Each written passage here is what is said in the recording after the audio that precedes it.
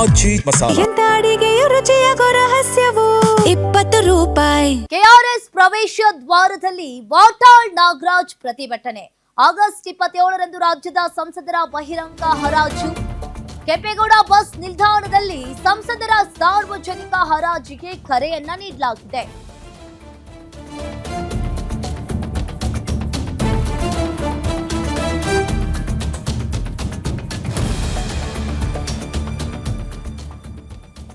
Kempegowda bus ನಿಲ್ದಾಣದಲ್ಲಿ ಸಂಸದರ ಸಾರ್ವಜನಿಕ ಹರಾಜಿಗೆ ಕರೆ ನೀಡಲಾಗಿದೆ. ಗರಿಷ್ಠ 3,000ಕ್ಕೆ ಸಂಸದರನ್ನ ಯಾರು ಬೇಕಾದರೂ ಕೂಡ ಖರೀದಿಸಬಹುದು.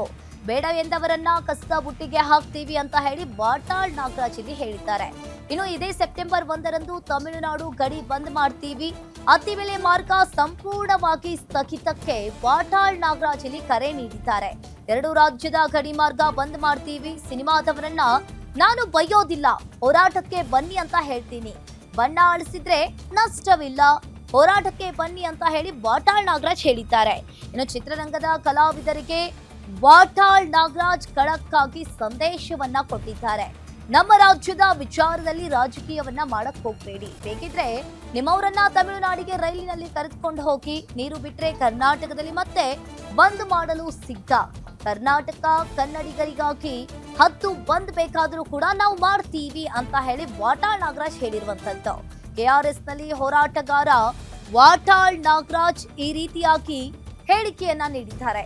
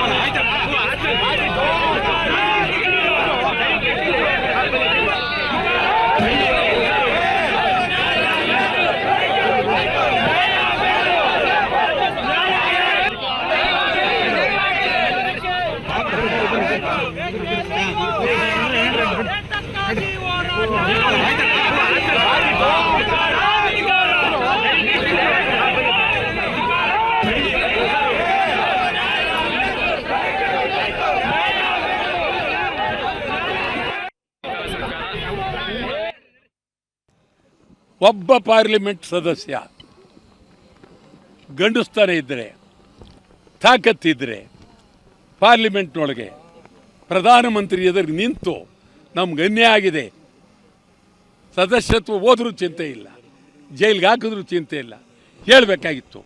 ನಾನೇ ಪಾರ್ಲಿಮೆಂಟ್ಗೆ ಹೋಗಿದ್ದರೆ ಹುಚ್ಚೇಳಿಸ್ಬಿಡ್ತಿದ್ದೆ.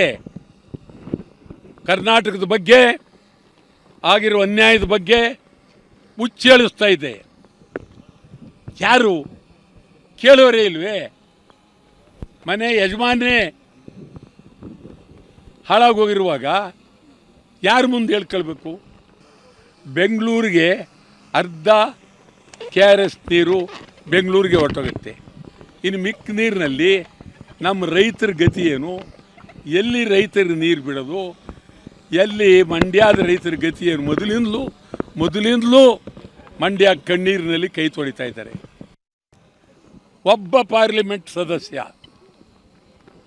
ಗಂಡಸ್ತಾನೆ ಇದ್ದರೆ, ತಾಕತ್ತಿದ್ದರೆ ಪಾರ್ಲಿಮೆಂಟ್ನೊಳಗೆ ಪ್ರಧಾನಮಂತ್ರಿ ಎದುರು ನಿಂತು ನಮ್ಗೆ ಅನ್ಯಾಯ ಆಗಿದೆ, ಸದಸ್ಯತ್ವ ಹೋದ್ರೂ ಚಿಂತೆ ಇಲ್ಲ, ಜೈಲಿಗೆ ಹಾಕಿದ್ರೂ ಚಿಂತೆ ಇಲ್ಲ, ಹೇಳಬೇಕಾಗಿತ್ತು.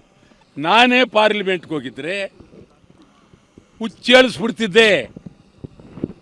ಕರ್ನಾಟಕದ ಬಗ್ಗೆ ಆಗಿರೋ ಅನ್ಯಾಯದ ಬಗ್ಗೆ ಹುಚ್ಚೇಳಿಸ್ತಾ ಇದೆ. ಯಾರು ಕೇಳೋರೇ ಇಲ್ವೇ? ಮನೆ ಯಜಮಾನೇ